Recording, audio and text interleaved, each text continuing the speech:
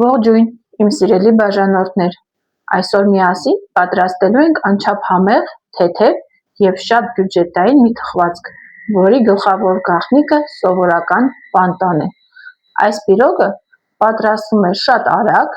պարզ բաղադրիչներով, իսկ արդյունքը ստացվում է այնքան օդային ու փարթամ, որ ուղղակի հալվում է բերանում։ Դե ինչ, անցնենք պատրաստմանը։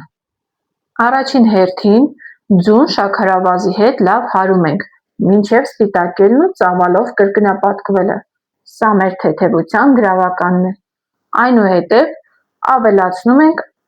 ձեթը և արդեն զգուշորեն խառնում։ Ալյուրը նախապես անպայման մաղում ենք։ Որպեսզի խմորը չնստի, ստացված զանգվածին 3 ընդմիջումով հերթականությամբ ավելացնում ենք ալյուրը և պանտան։ Խառնում ենք, մինչև ստանանք միասեռ ու հարթ զանգված,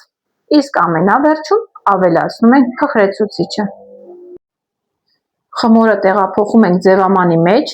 և թխում նախապես 170 աստիճան տաքացրած ջեռոցում 45-ից 55 րոպե,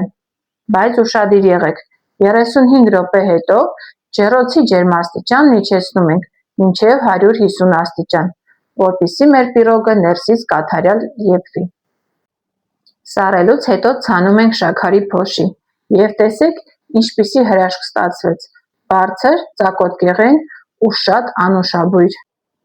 Եթե ձեզ դուր եկավ այս արագ և բյուջետային բաղադրատոմսը, անպայման բաժանորդագրվեք ալիքին, որպեսզի բաց չթողնեք հաջորդ համեղ տեսահոլովակները,